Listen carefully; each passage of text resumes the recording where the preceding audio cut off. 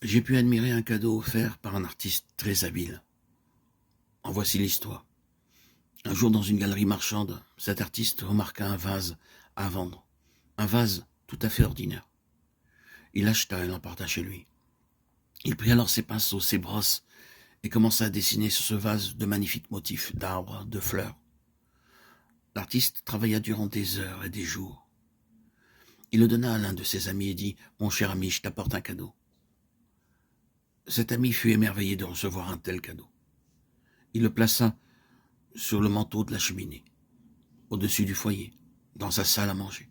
Chaque fois qu'un visiteur venait le voir, la première chose qu'il voulait montrer était ce magnifique vase. Ensemble, ils pouvaient admirer les merveilleux motifs. Et la première question, à coup sûr, était « Où avez-vous eu ce vase? Vous avez dû le payer cher. Qui l'a si bien décoré ?» Ce vase montrait ainsi à tous ceux qui entraient à la fois la sagesse et l'habileté de l'artiste. Sa valeur marchande était dérisoire. Sa vraie valeur résidait dans le fait qu'il mettait en évidence pour tous la sagesse et l'habileté de l'artiste. C'est cette pensée qui nous conduit dans le 10e verset du chapitre 3 des Éphésiens. C'est pourquoi les dominations et les autorités dans les lieux célestes connaissent aujourd'hui par l'Église la sagesse infiniment variée de Dieu. Lorsque par la grâce de Dieu, nous sommes rachetés par le sang de son Fils, nous sommes comme ces vases d'argile entre les mains du Maître. Sans que nous le sachions, la main habile de Dieu travaille en nous et élabore des motifs célestes. Le monde peut voir seulement nos lèvres épaisses, notre visage noir, notre nez disgracieux.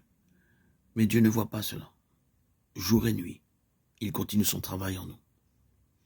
Le jour vient où il nous présentera devant tous les anges et dira « Venez mes anges, et considérez ce vase appelé Paul. Ceux-ci diront à Dieu « Comment l'as-tu fait si merveilleux ?» Nous savions que cet homme, sans beauté, sans valeur aucune, vivait à Hyderabad, aux Indes. Mais, ô Dieu, il se présente à nous maintenant si merveilleux. Dis-nous, comment d'un être humain sans valeur, avec un visage noir et disgracieux, as-tu fait une telle merveille? Oui, mais les anges nous admireront dans les cieux. Je ne vous raconte pas ici des contes de fées, mais la vérité tirée de la parole de Dieu. Quand nous verrons notre Seigneur face à face, nous serons semblables à lui. Nous serons admirés par toutes les armées célestes. Comment Dieu, avec un homme sans valeur, stupide, souillé, misérable, peut faire une créature si merveilleuse? Assurément, si un artiste de cette terre peut faire d'un vase ordinaire un vase aussi merveilleux, Dieu peut aussi accomplir ce miracle. Je me rendis il y a quelques années de cela au Japon, dans un lieu appelé Kobe, où se trouvent de nombreuses galeries marchandes. Là, les vases sont très beaux. Ils valent plusieurs milliers de roupies. Je me renseignais afin de savoir comment et où ces vases étaient fabriqués, ainsi que leur prix. Le commerçant me dit « Monsieur, ces vases ont été fabriqués avec de petits morceaux de papier, dégoûtants et les jetés sur la route.